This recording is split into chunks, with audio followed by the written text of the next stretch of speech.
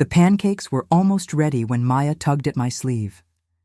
It was a Saturday morning in late September, the kind where the sunlight comes through the kitchen window, all soft and golden, like the world is apologizing for the summer ending. I had Ella Fitzgerald playing low on the radio. Thomas always loved Ella, and the smell of butter and maple syrup filled the room the way it had for 40 years in this house. Maya was sitting at the kitchen island, her little legs swinging beneath the stool, not quite reaching the footrest. 5 years old, brown curls like her father had at that age, eyes that missed nothing. She glanced toward the hallway, then back at me. Her fingers twisted the hem of her pajama shirt. "Grandma?" Her voice was barely a whisper. I set down the spatula.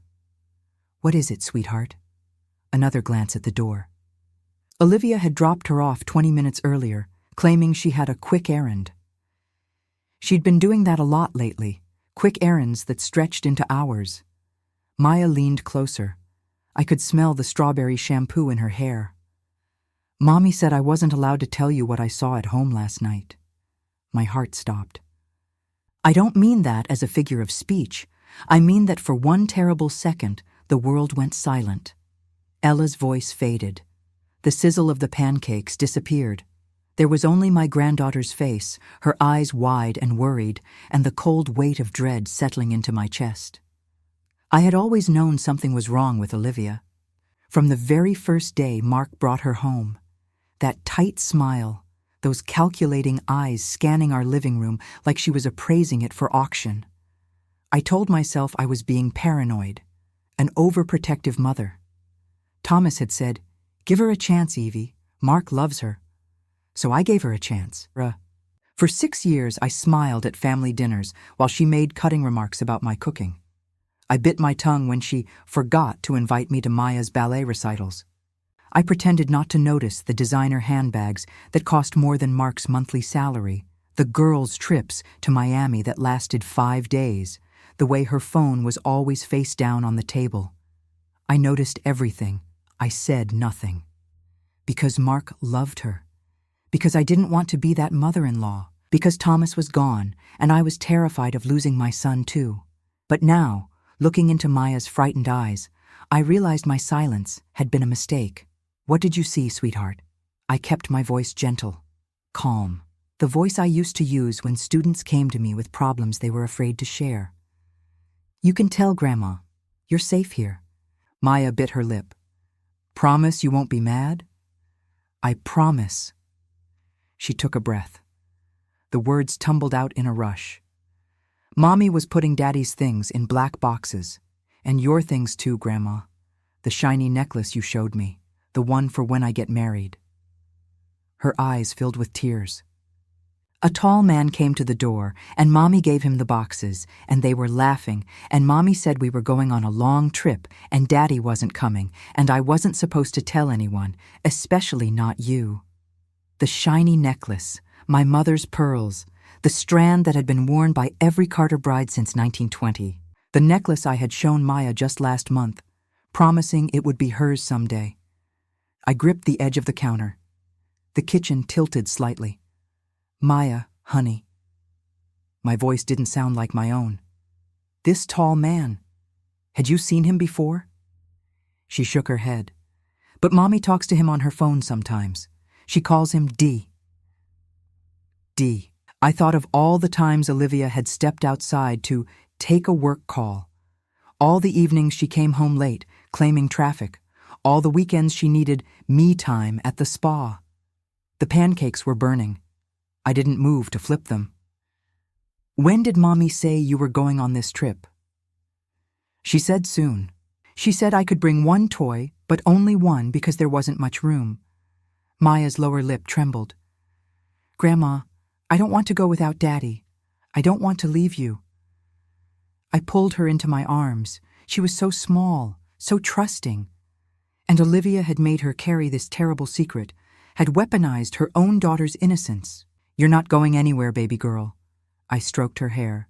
"Grandma's going to fix this." But even as I said it, I knew I couldn't call Mark. Not yet.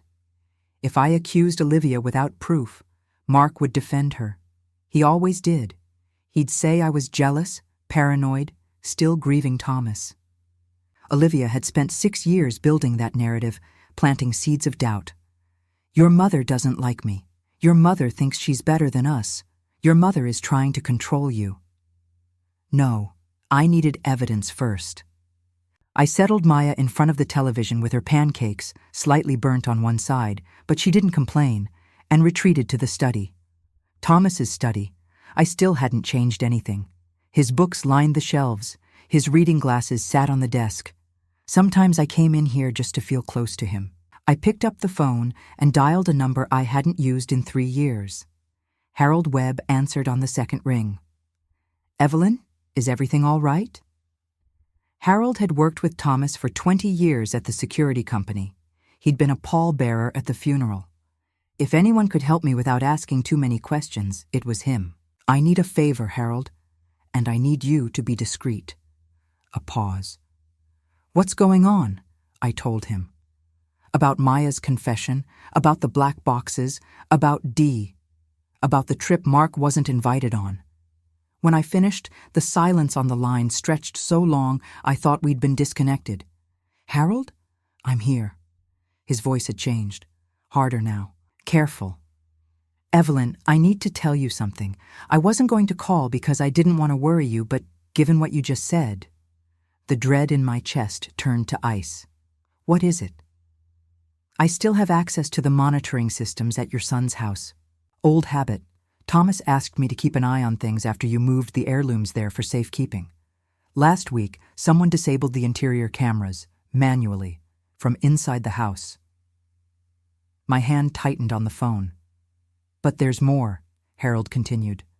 "The GPS tracker on your Lincoln Navigator, the one still registered in your name, it's been making some interesting trips, storage facilities, private airfields." He paused. "Evelyn, you're not going to like what I found." Harold's words echoed in my head for 2 days. Storage facilities, private airfields. "You're not going to like what I found." He had promised to send me the full GPS report by Monday, along with whatever footage he could recover from the exterior cameras, the ones Olivia hadn't thought to disable. But I couldn't wait. I couldn't sit in this house with Ella Fitzgerald and burnt pancakes and pretend my world wasn't crumbling. So on Sunday afternoon, I baked chocolate chip cookies, Thomas's mother's recipe, and drove to my son's townhouse. The September air had turned crisp, carrying the smell of distant wood smoke and dying leaves. I remembered driving this same route when Mark first bought the place 6 years ago. Olivia had insisted on the modern townhouse instead of the Victorian fixer-upper Mark had fallen in love with. "Old houses have old problems," she'd said with that tight smile. "We need something clean, something new." I should have known then. Olivia didn't want history. She didn't want roots. She wanted something she could walk away from without looking back. The townhouse looked the same from the outside. Gray siding, black shutters, a manicured lawn that a service maintained because Olivia refused to let Mark do yard work. "It's beneath us," I'd overheard her say once. Beneath us. As if my son, who grew up mowing lawns for pocket money, was suddenly too good for honest work. I rang the doorbell. My heart thudded against my ribs.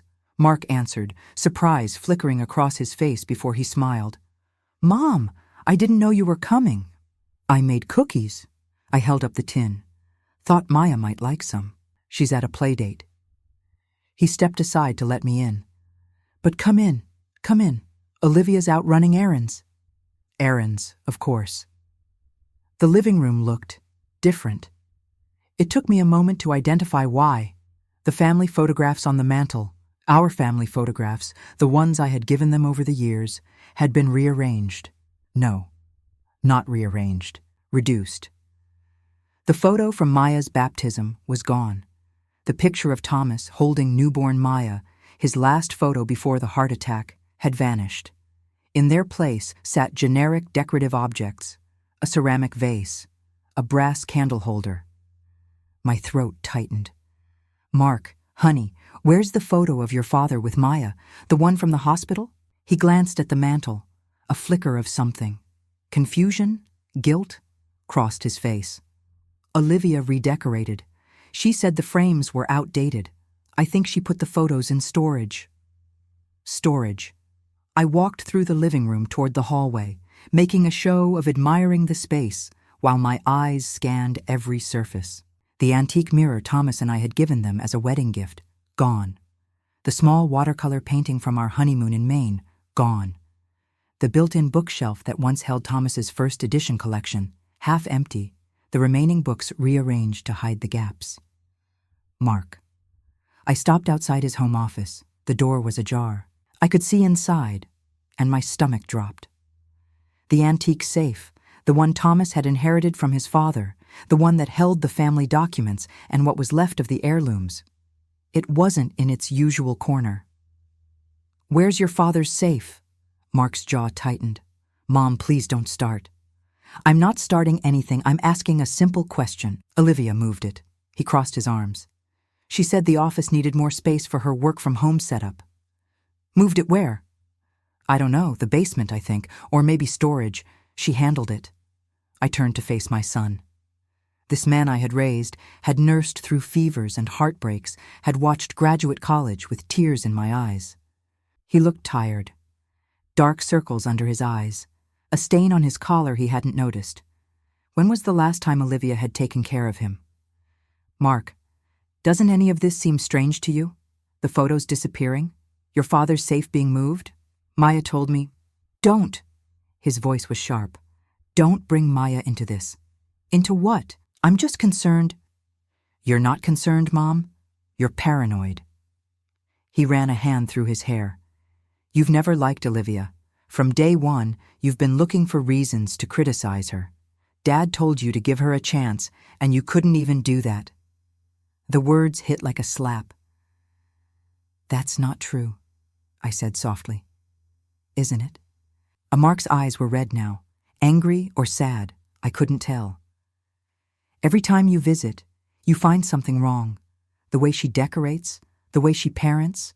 Now you're interrogating me about a safe, about photos." He shook his head.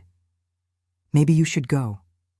I wanted to tell him about Maya's whispered confession, about the black boxes, about Dee and the trip he wasn't invited on. But looking at his face, so defensive, so closed, I knew it would only push him further away. Olivia had built her walls well. "I'll leave the cookies," I said quietly. "Tell Maya I love her." I drove home with tears blurring the road. But I am not a woman who gives up. Thomas used to say I was stubborn as a mule and twice as strong. He meant it as a compliment.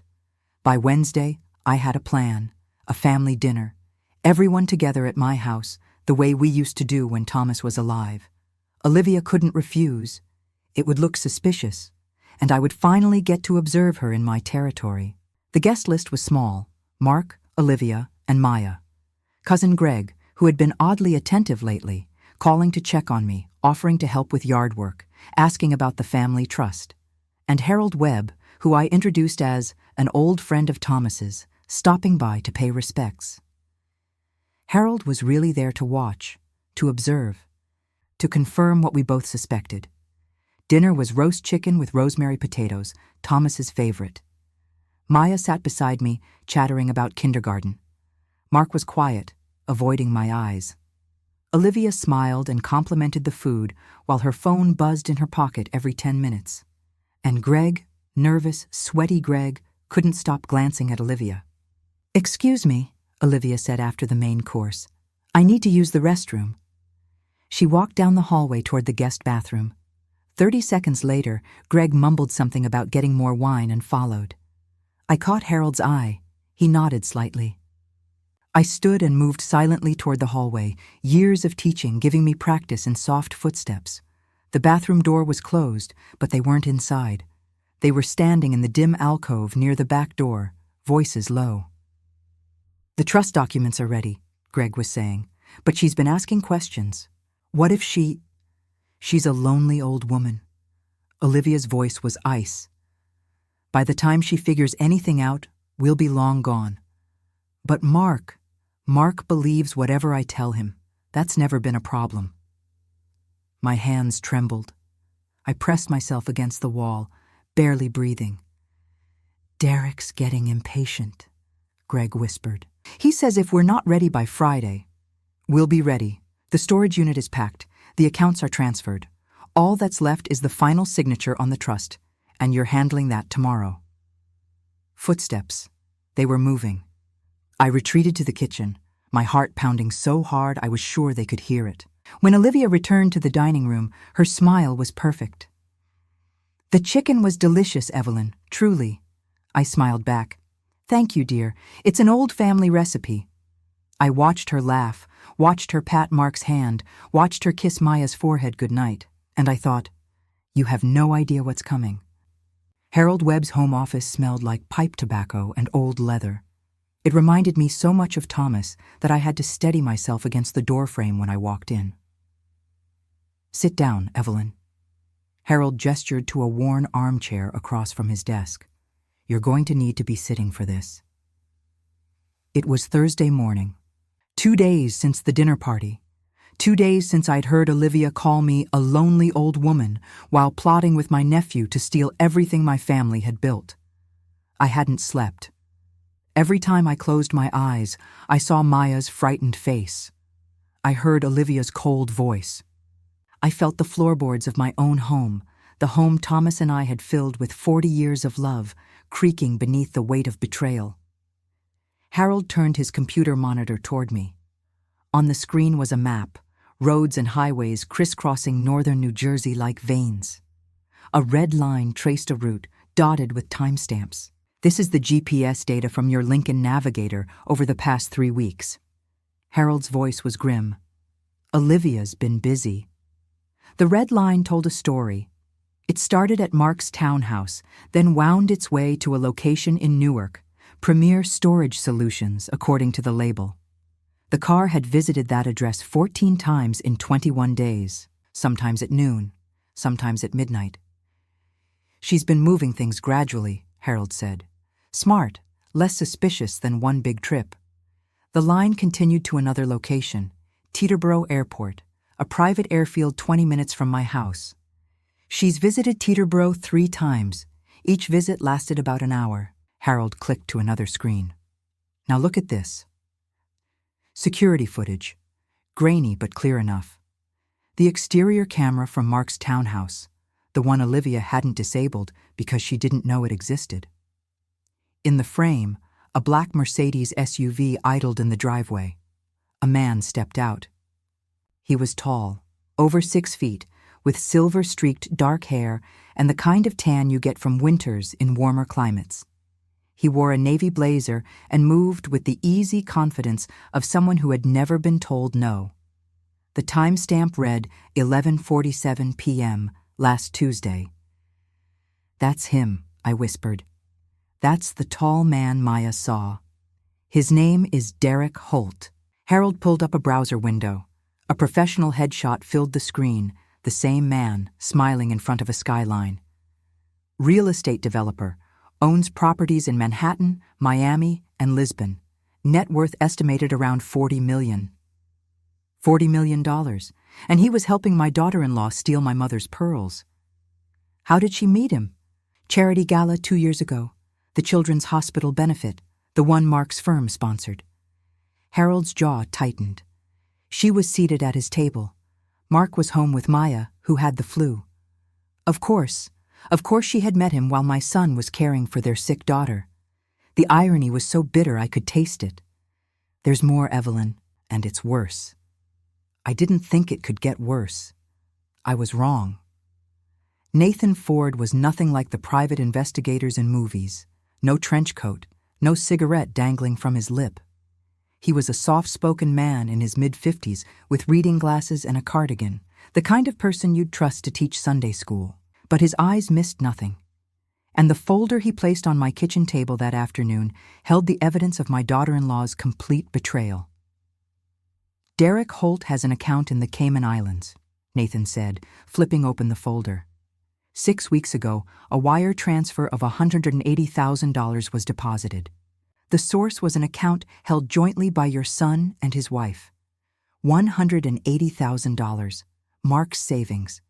The money he'd been setting aside for Maya's education, for the future he thought he was building with the woman he loved. She drained it gradually, Nathan continued. Small transfers at first, 5,000 here, 10,000 there. Then larger amounts once she was confident no one was watching. Your son's name is on the account, but the activity shows she was the only one accessing it. I stared at the numbers on the page. They blurred. I blinked hard. There's something else. Nathan's voice softened, the way people do when they're about to deliver a blow. 3 weeks ago, Olivia filed for divorce. What? She filed in Essex County. The papers accuse your son of financial abuse and controlling behavior. She's claiming she fears for her safety. He paused. It's a strategy. By establishing herself as a victim, she creates a paper trail that justifies her actions. If anyone questions why she moved the money, she can say she was protecting herself. My hands were shaking. I pressed them flat against the table. Mark doesn't know? The filing is sealed pending a hearing. He won't be served until she's ready, probably after she's already on a plane. Nathan closed the folder. Mrs. Carter, I've seen a lot of ugly things in my career. This is one of the coldest. I thought of my son, my trusting, loyal, foolish son who defended his wife against his own mother, who believed every lie she told because he loved her, who had no idea that the woman he shared a bed with had already legally declared him an abuser. What about the heirlooms? My voice came out hoarse. The things she's been taking? Nathan reached into his briefcase and pulled out a second folder. Inside were photographs, surveillance shots taken with a long lens. The first showed a modest apartment building in Hoboken. The second showed a woman in her late 50s, gray-streaked hair pulled back in a bun, carrying a shopping bag through the front door. Pamela Simmons, Olivia's mother. The third photograph made me gasp. It was taken through a window, the curtains parted just enough to reveal a bedroom dresser. On top of the dresser sat a jewelry box, lid open, and inside that box, catching the light like a string of frozen tears, were my mother's pearls. She's been storing the heirlooms at her mother's place, Nathan said quietly. The pearls, a diamond brooch, several watches. I counted at least 8 items that matched the descriptions you gave me. I picked up the photograph. My hands were steady now. The shaking had stopped. Those pearls had been worn by my grandmother on her wedding day in 1920, by my mother when she married my father in 1952, by me when I married Thomas in 1984. I had shown them to Maya just last month, had told her the story of each woman who had worn them, had promised her that one day they would be hers. And now they sat in Pamela Simmons' apartment, stolen goods waiting to be fenced or pawned or shipped to some antique dealer in Lisbon. Mrs. Carter? Nathan was watching me carefully. What would you like me to do? I set down the photograph. I thought of Maya's whispered secret, of Mark's angry dismissal, of Olivia's cold smile at my dinner table, eating my food, laughing at my stories, planning my destruction. I thought of Thomas, who had built this family with his hands and his heart, who had trusted me to protect it after he was gone. I want you to document everything, I said. Every transfer, every trip, every stolen piece. I want a file so complete that when we present it, there will be no room for lies. Nathan nodded. And then? I looked out the window at the garden Thomas had planted 20 years ago. The roses were dying back for winter, but they would bloom again in spring. They always did. And then, I said, we spring the trap. Richard Ames had been our family attorney for 15 years. He'd handled Thomas's will, the trust that protected our assets, the deed to this house. He'd sat with me in his office 3 years ago, tissues in hand, explaining what came next after my husband's heart stopped on a Tuesday morning. Now he sat across from me at my kitchen table, his briefcase open, his face grave. Evelyn, I need you to understand the severity of what you're describing. I understand it perfectly, Richard. My daughter-in-law is robbing my family blind and planning to flee the country with my granddaughter. He removed his glasses and rubbed the bridge of his nose. If even half of what Nathan Ford documented is accurate, we're looking at multiple felonies, wire fraud, grand larceny, potential kidnapping charges if she takes Maya across international borders without Mark's knowledge or consent. So what do? Richard opened a folder, his own, filled with documents he'd prepared overnight after my frantic call. First, we protect what we can. The house is in your name, always has been. The Lincoln Navigator is in your name.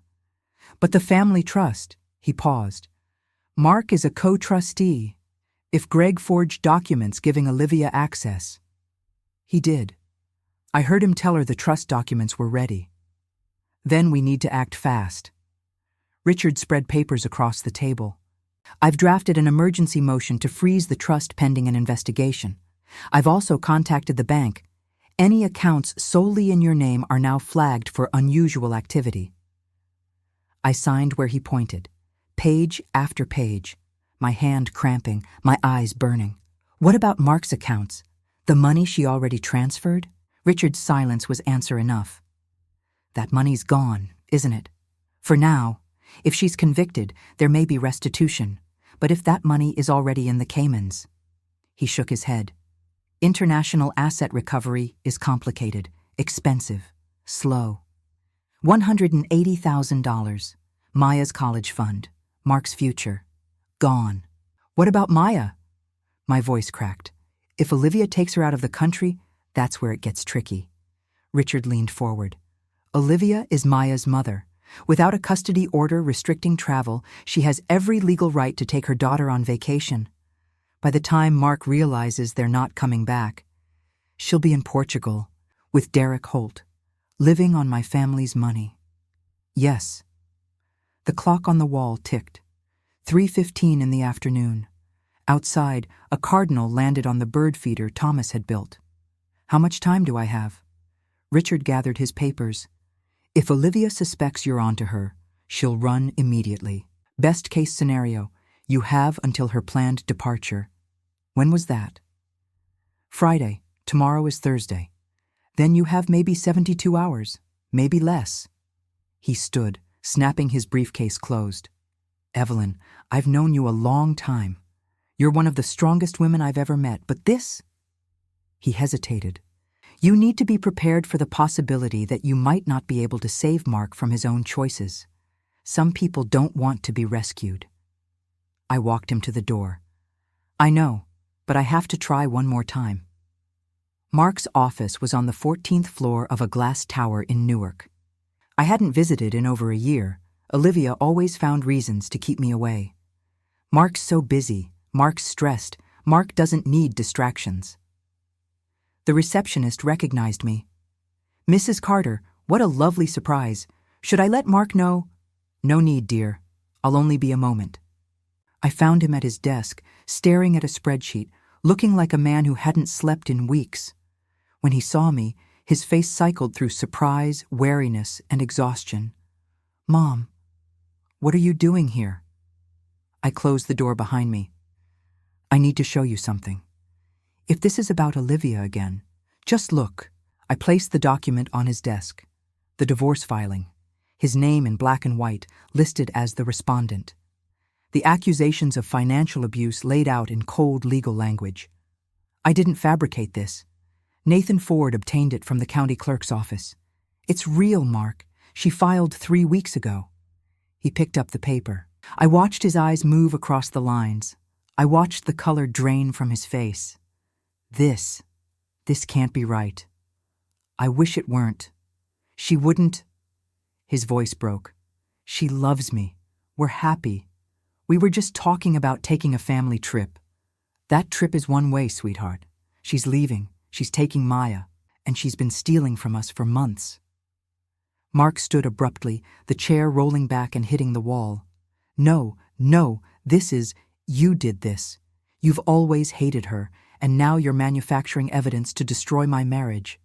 Mark, please. Get out. His hands were shaking, tears glistened in his eyes. Get out of my office. I can't. I need to think. Call Richard Ames. He can verify. Get out! His shout echoed off the glass walls. Outside, Heads turned. The receptionist half rose from her chair. I picked up the document. My son wouldn't look at me. His jaw was clenched so tight I could see the muscle twitching. "When you're ready to hear the truth," I said quietly, "I'll be waiting. I love you, Mark. I always have. That's why I'm fighting." He didn't respond. I walked out of that office with my heart in pieces on the industrial carpet. The elevator ride down took an eternity. I made it to my car before the tears came. Hot, angry, grieving tears for the son I was losing and the daughter-in-law who had poisoned him against me. The call came at 7 that evening. I was sitting in the dark living room, too drained to turn on the lights, when my phone buzzed. The screen showed Maya's face, a photo I'd taken last Christmas, her smile wide, missing 2 front teeth. "Grandma?" Her voice was small, scared. "Maya, honey, what's wrong?" "Mommy says we're leaving tomorrow. She says I can't see you anymore before we go. She said..." A hiccup, a sob. "She said you're not my real grandma and I shouldn't listen to you." My blood turned to ice. "Maya, listen to me very carefully. Where are you right now?" "In my room. Mommy's downstairs with the suitcases. There's so many suitcases, Grandma." "Tomorrow. Not Friday. Tomorrow. Sweetheart, I need you to be very brave. Can you do that for me?" "I think so." "Good girl. I'm going to fix this, okay? You're not going anywhere without your daddy. And you're always, always my real granddaughter. Nothing anyone says can change that. Promise?" "I promise. Now put the phone back where you found it before Mommy notices. I love you, baby girl." "Love you too, Grandma." The line went dead. I sat motionless for 30 seconds. Then I stood, walked to Thomas's study, and picked up the phone. Harold Webb, Nathan Ford, Richard Ames. "It's happening tomorrow," I told each of them. She moved up the timeline. We need to be ready. By midnight, the plan was set. By dawn, the trap would be ready. And by tomorrow evening, Olivia Carter would learn a lesson my mother taught me 60 years ago. Never underestimate a woman who has nothing left to lose. I woke at 5 in the morning after 2 hours of restless sleep. The house was silent. Gray dawn light filtered through the curtains, casting long shadows across the bedroom. For a moment, I reached across the mattress, my hand searching for Thomas's warmth, the way it had every morning for 38 years. The sheets were cold. 3 years, and I still wasn't used to it. But today wasn't a day for grief. Today was a day for war. I showered, dressed in my navy blue dress, the one Thomas always said made me look like a woman who meant business, and went downstairs to prepare the battlefield. The dining room table was set for 8, my best china, the pieces Olivia hadn't managed to steal. Fresh flowers from the garden, the last chrysanthemums of the season, rust and gold. I brewed 2 pots of coffee, the rich aroma filling the kitchen the way it had for 40 years of Sunday mornings. Everything had to look normal, warm, welcoming. A grandmother worried about her health, calling her family together. Nothing more. Harold arrived first, at 7:30. He wore a cardigan instead of his usual work clothes, playing the part of old family friend. But beneath the soft wool, I knew he carried a small recording device and decades of security expertise. "Nathan's in position," he murmured as I handed him coffee. "Parked down the street with a clear view of the driveway. Richard's at the courthouse, the warrants signed and ready. Officers are standing by." "And Mark?" Harold's expression softened. "Richard reached him this morning, showed him the full file, the divorce papers, the bank transfers, all of it. I don't know what was said, but..." He paused. "Your son will be here, Evelyn. On your side this time." I closed my eyes. A wave of relief so strong it nearly buckled my knees. "Thank you, Harold, for everything." He squeezed my hand. "Thomas would be proud of you." I hoped so. God, I hoped so. They arrived in stages, like actors taking their places before the curtain rises. Cousin Greg came first, at 9 o'clock sharp. He looked terrible, pale, sweaty, dark circles under his eyes. His hands trembled as he accepted a cup of coffee. He avoided my gaze, focusing instead on the window, as if calculating escape routes. "So nice of you to come, Greg," I smiled warmly. "It means so much to have family close during difficult times." He flinched. "Of course, Aunt Evelyn, of course." Pamela Simmons arrived next. That had been Richard's idea: invite Olivia's mother to increase the pressure, to make Olivia feel surrounded.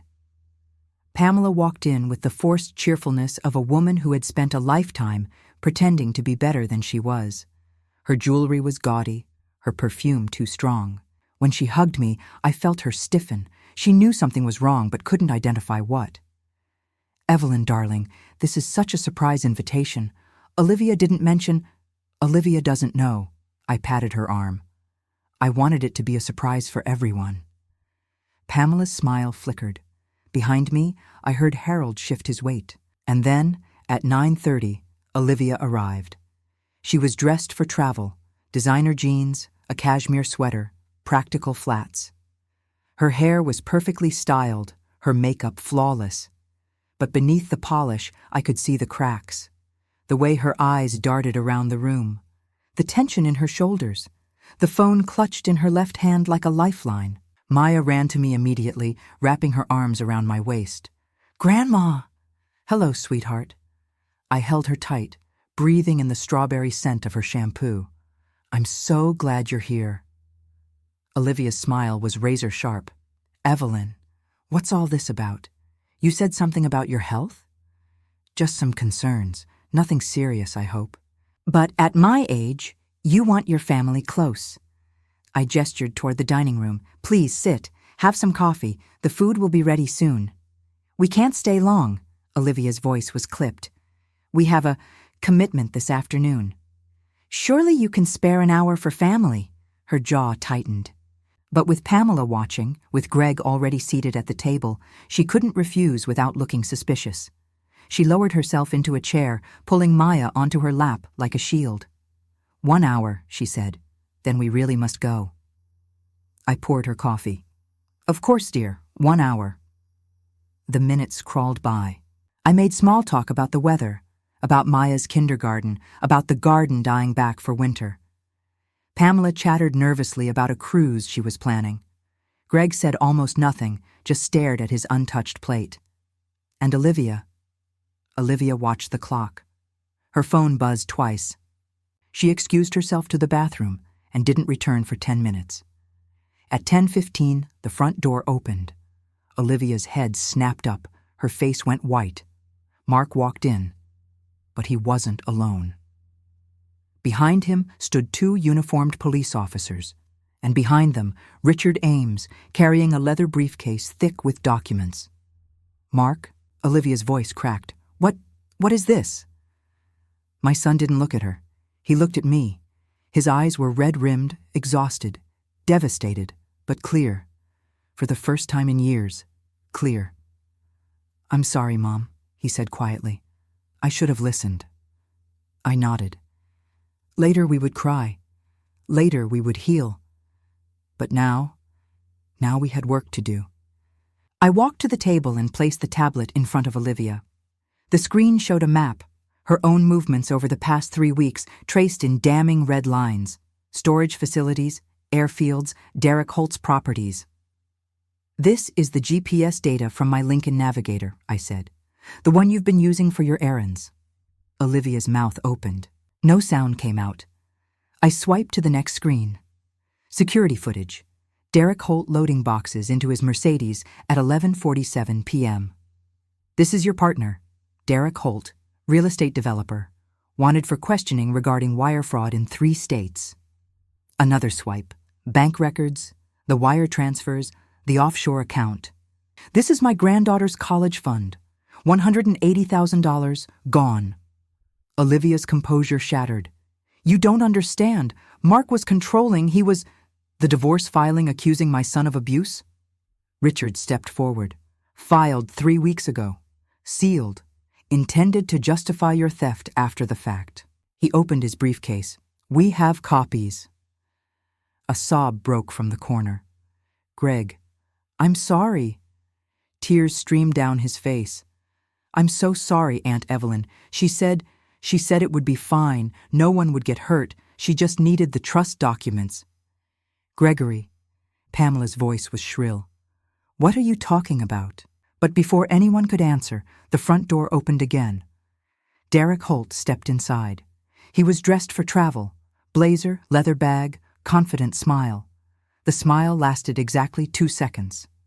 "Olivia, the car's running. We need to—" He saw the police officers. He saw Richard Ames. He saw me. His smile vanished. "Derek Holt?" One of the officers stepped forward. "You're under arrest." Derek Holt didn't go quietly.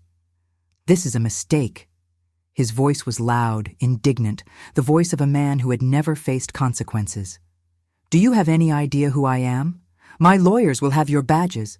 Sir, you have the right to remain silent." The officer's voice was flat, bored, as if he'd heard this speech 1,000 times. "I suggest you use it." They cuffed him in my foyer, the same foyer where Thomas and I had welcomed guests for 40 years, where we'd hung Christmas wreaths and watched Maya take her first steps. Now it held a man in handcuffs, his designer blazer wrinkled, his perfect tan gone pale. He looked at Olivia as they led him past. "Tell them," he hissed. "Tell them this was your idea. I'm not going down alone." Olivia said nothing. She sat frozen at my dining room table, her coffee growing cold, her world collapsing around her. "Mrs. Carter." Richard Ames stepped forward, his voice formal. "Would you like to make a statement for the record?" I looked at my daughter-in-law. 6 years of tight smiles and cutting remarks. 6 years of watching her manipulate my son, isolate him from his family, poison him against his own mother. 6 years of biting my tongue, giving her chances, hoping I was wrong. I wasn't wrong. "Olivia." My voice was steady. "You have one chance to tell the truth. Did you plan this alone, or were you coerced?" Something flickered in her eyes. Calculation. Even now, even with police in the room, with Derek in handcuffs, with her entire scheme exposed, she was looking for an angle. I was scared. Her voice trembled, pitched perfectly for sympathy. Derek threatened me. He said if I didn't help him, he would hurt Maya. I was just trying to protect my daughter. "Mommy!" Maya's small voice cut through the room like a blade. She had climbed down from her chair and stood in the doorway, her brown curls tangled, her eyes wide and confused. She looked at Derek being led out the front door. She looked at her mother, tears streaming down carefully contoured cheeks. She looked at the police officers, at her father's devastated face, at me. "Mommy, is that tall man waiting for us?" Her voice was innocent, curious. "You said he was going to take us to our new house. You said we'd have a pool." The silence that followed was absolute. Olivia's face. I will never forget her face in that moment. The mask didn't just crack, it shattered. 6 years of performance, of careful manipulation, of playing the perfect wife and mother, gone in the span of a child's question. "Maya, sweetheart, you don't understand. You told me it was a surprise." Maya's lower lip trembled. "You said Daddy wasn't coming because he had to work. You said Grandma was too old to fly." Mark made a sound, a wounded animal sound that came from somewhere deep in his chest. He crossed the room in 3 strides and scooped Maya into his arms, holding her tight against his shoulder. "It's okay, baby." His voice broke. "Daddy's here. Daddy's not going anywhere." I watched my son hold his daughter while his wife, his soon-to-be ex-wife, sat motionless, her lies exposed by a 5-year-old's innocent confusion. "Officers." Richard's voice was crisp. "I believe Mrs. Olivia Carter should also be taken into custody. The charges include wire fraud, grand larceny, filing false statements with the court, and conspiracy to commit parental kidnapping." They let her stand. They let her smooth her cashmere sweater and touch her perfect hair one last time. Small dignities for a woman about to lose everything. But before they could cuff her, she turned to her mother. Mom. Olivia's voice was desperate now, all pretense gone. Tell them. Tell them you didn't know what was in those boxes. Tell them I forced you. Pamela Simmons had aged 10 years in the past hour. She sat slumped in her chair, her gaudy jewelry suddenly looking cheap, her face gray beneath the makeup. Mrs. Simmons. Nathan Ford stepped forward. He'd come inside when Derek was arrested, his quiet presence almost forgotten in the chaos. Now he placed photographs on the table. These were taken 2 days ago. Your apartment, your bedroom dresser. The photos showed the jewelry box, the pearls, the diamond brooch, Thomas's vintage Omega watch. Those items were reported stolen from the Carter Family Trust, Nathan continued. Their estimated value exceeds $200,000. Would you like to explain how they came to be in your possession? Pamela's mouth opened and closed. She looked at her daughter, her scheming, manipulative daughter who had promised her a cut of the Carter fortune, a retirement funded by other people's heirlooms. She told me they were gifts. Pamela's voice was barely a whisper. She said Mark's family didn't appreciate them. She said they would never miss. Mom! Olivia's voice was sharp. Shut up. Mrs. Simmons, you're also under arrest. The second officer moved toward her. Receiving stolen property, conspiracy to commit grand larceny. Pamela began to cry, loud, ugly sobs that echoed off the walls of my home. They cuffed her too, mother and daughter side by side, their dreams of Portugal and swimming pools dissolving into the reality of police stations and booking photos. But I wasn't finished. Olivia. I stepped forward until I was close enough to see the mascara running down her cheeks. You thought you could use my granddaughter to cover up your dirty secrets. You thought you could turn my son against me. You thought I was just a lonely old woman, too blind and too weak to stop you. I leaned closer. My voice dropped to a whisper that only she could hear. You forgot that in this family, we protect our own. Your tall man is in handcuffs. Your mother is in handcuffs. And your next destination isn't Portugal. It's the Essex County Jail. I straightened. Leave my car keys on the table and get out of my house. She fumbled in her pocket. The keys to the Lincoln Navigator, my Lincoln Navigator, clattered onto the wood. They led her away without another word. The house was quiet after they left. Richard departed to file paperwork. Nathan excused himself, promising a full report by morning. Harold squeezed my shoulder and slipped out the back, leaving the family to grieve and heal in private. Greg had been taken for questioning. He would likely face charges, accessory to fraud, conspiracy. But he was weak, not evil. Perhaps the courts would show mercy. I didn't care about Greg. I cared about my son, who sat on the living room couch with his head in his hands, his daughter asleep against his chest. Mark. He looked up. His face was ravaged, red-eyed, tear-streaked, destroyed. The face of a man who had defended his wife against his own mother, who had called her paranoid and jealous, who had chosen lies over love. Mom, His voice cracked. I don't know what to say. I believed her. I believed every word. When you tried to warn me, He couldn't finish. I sat beside him. I took his hand, the same hand I'd held when he was learning to walk, when he'd scraped his knee, when he'd cried over his first broken heart. You made a mistake, I said. You trusted someone who didn't deserve it. That makes you human, not unforgivable. How can you, after everything I said, because you're my son, I squeezed his hand, and because now you know the truth. The question is, what will you do with it? He was silent for a long moment. Then he looked down at Maya, sleeping peacefully, unaware that her world had just shifted on its axis. I'll be better, he whispered. I'll earn back your trust, starting now. I leaned over and kissed his forehead, the way I had when he was small. That's all I ask. 3 weeks later, on a crisp October afternoon, I sat in my living room with Maya on my lap. Mark was in the kitchen making hot chocolate. He'd taken a leave of absence from work, moved back into his old bedroom, started the slow process of rebuilding. In my hands was a velvet box.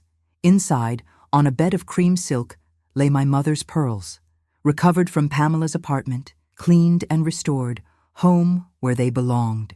Maya, do you remember what I told you about these? She nodded solemnly. Every Carter bride wears them. Grandma Rose, then great-grandma, then you. That's right. I lifted the strand, letting the pearls catch the autumn light. Someday, many, many years from now, these will be yours. You'll wear them on your wedding day, just like I did. Just like your great-great-grandmother did in 1920. Maya touched the pearls with one careful finger. They're so pretty, Grandma. They are. And they're more than pretty. They're a promise. A promise that no matter what happens, no matter who tries to hurt us or tear us apart, this family endures. I closed the box and held it against my heart. Can you remember that for me? I'll remember, Grandma. Mark appeared in the doorway, 3 mugs of hot chocolate in his hands, a tentative smile on his face, the first real smile I'd seen from him in weeks. Room for one more? I looked at my son, my granddaughter.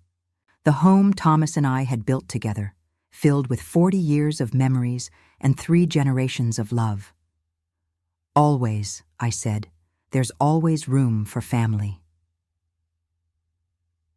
If you're a grandmother listening this, let my story be a reminder. Trust your instincts. The ones who smile too much are often hiding the most. But no matter how dark the betrayal, no matter how deep the wound, family, real family, finds a way to heal. We did. And so can you.